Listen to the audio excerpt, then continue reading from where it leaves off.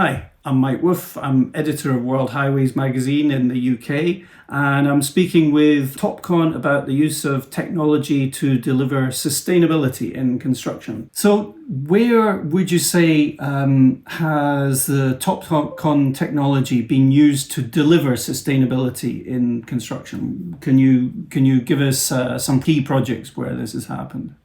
Sure thing.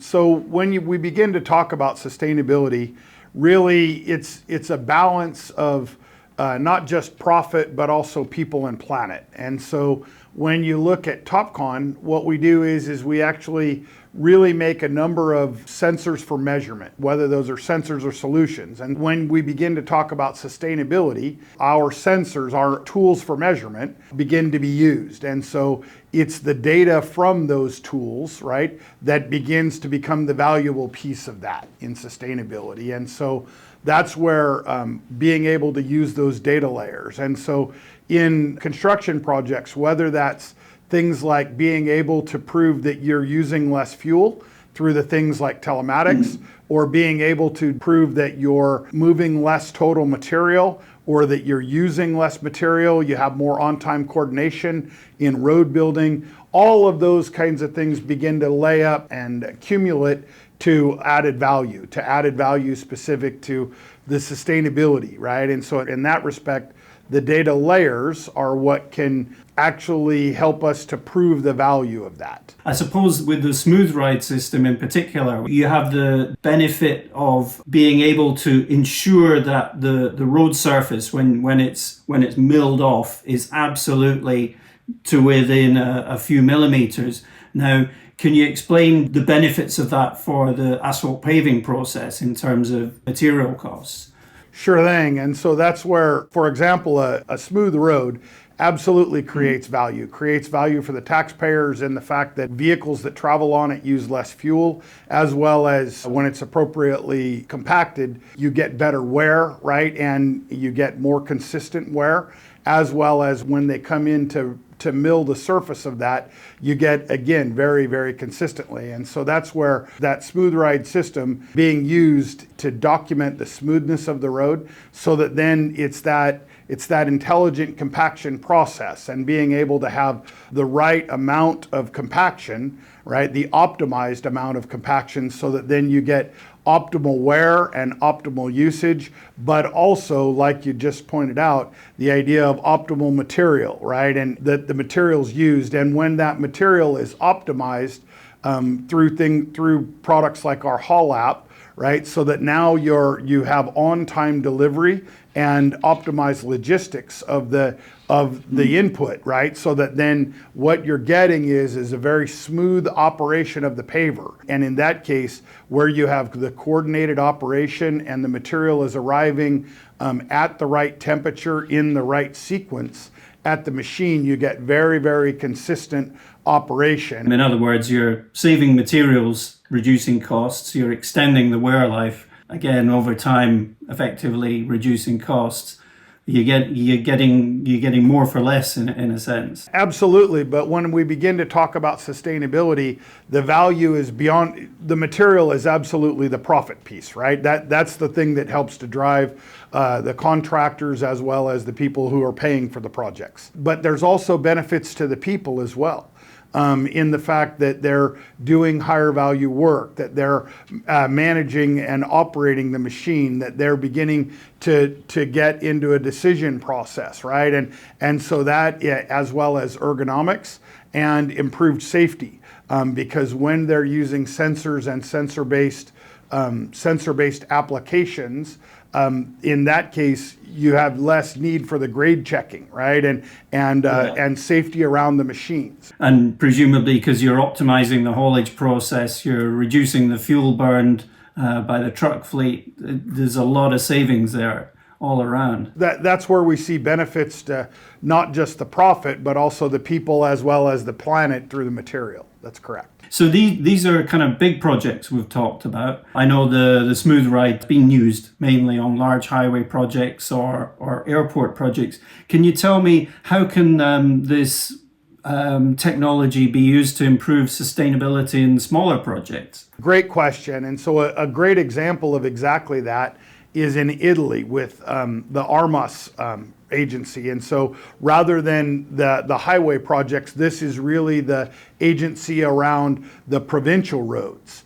And so the idea that they're utilizing technologies like or specifications like our Smooth Ride, so that way you get those benefits that we've talked about: improved wear, less total material, more total life, right? And so in many cases, it's in those regional roads, right? And so you're exactly right in the fact that for the most part, many of the largest users have been large projects, but increasingly this is becoming a lesser known secret with many of those provincials or in many of the other agencies that are managing those roads. How many of the clients now, the highway authorities, are actually requesting the use of technology to deliver sustainability? So that's one of those things it's always advancing,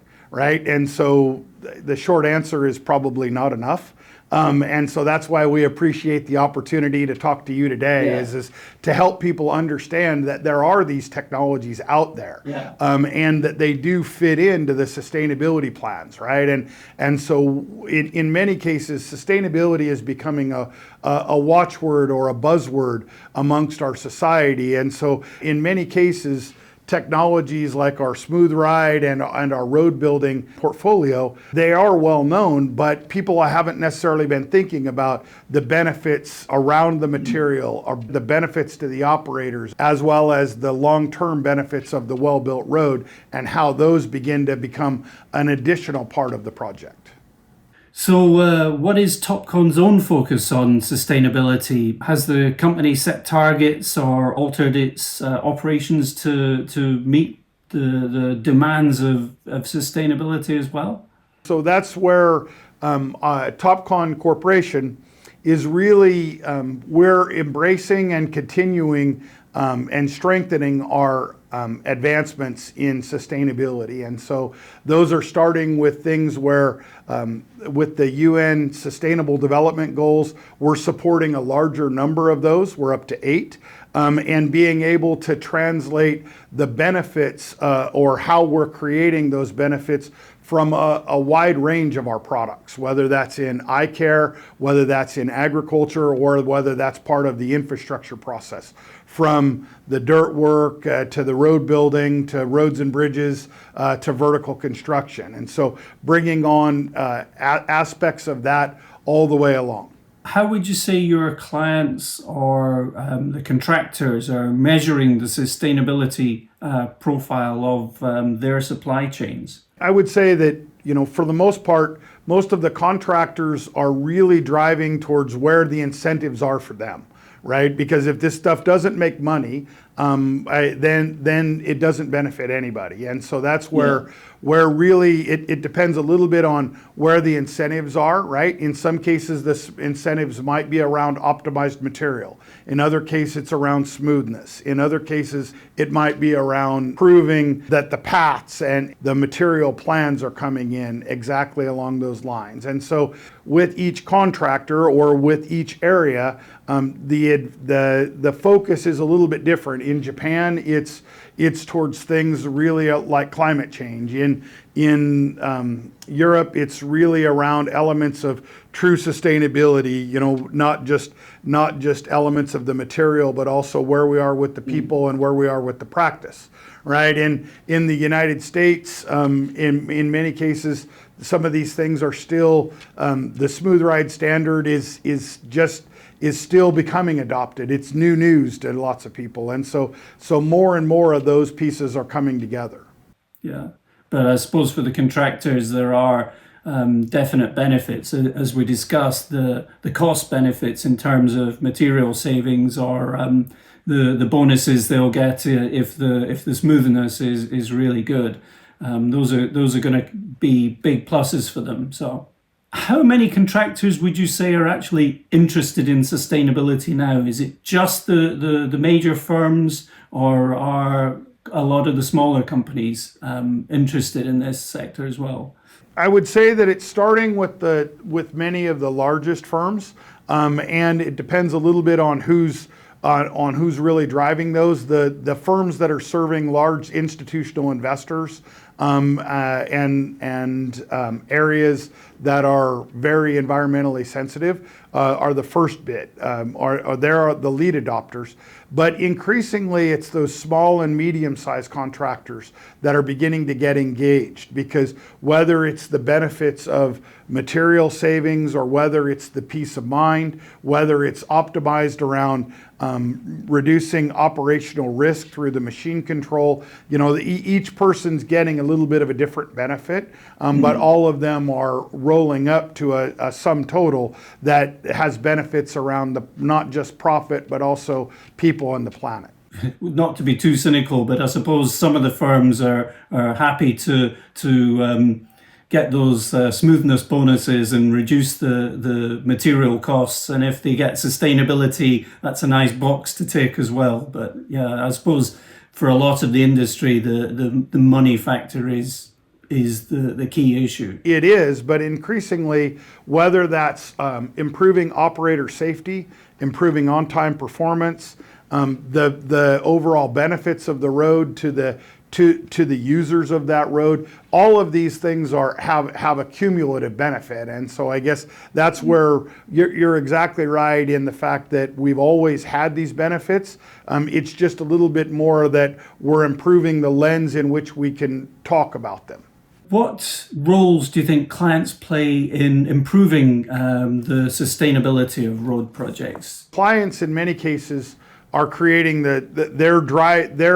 they're voicing their concerns over what's important, right? And increasingly in the information society, people are beginning to ask these kinds of questions, right? Of, well, where are we on this and that? And so that's where, for example, paving is a very complex process. And so that's where when we can point to things like the smooth ride standard, when we can point to aspects of how we are doing more with less, and then we can use the digital data layers to prove that we are getting more, not just more efficient and doing more with less, but also providing better on-time performance, coming in on schedule, coming in on budget, right? As well as having some amount of benefit to the people, improving the ergonomics, improving their opportunities in the fact that they're getting paid more and that it fits for where they're thinking, which is helping to build the community so that then they become, again, the users of those roads, the users of those services. And so it's a bit of a circular argument and a circular thought process. And so that's where the clients are driving a lot of this through the court of public opinion, right? And so that's where many of the people in our industry, they hear sustainability, and so they may be a little standoffish. And so one of the reasons that we're talking about it is to reframe the context, because there are, in many cases, opportunities for incentives, right? And you can use things like the telematics and the data layers to prove that you're doing the right thing, to prove that you are doing all of the things that are the hallmarks of the industry. And so that's a good thing. Yeah, great. So are there any other points quickly you think we've missed that we should cover? For me, it's really that more and more people hadn't necessarily been thinking of aspects of sustainability when it comes to paving, and I think that creates a bit of an opportunity for us, and so because it begins to fit all the way in through that entire workflow or through that entire process, from efficiency as well as the additional benefits, not just on the material and doing more with less, but in addition to the profit, it's the people and the planet.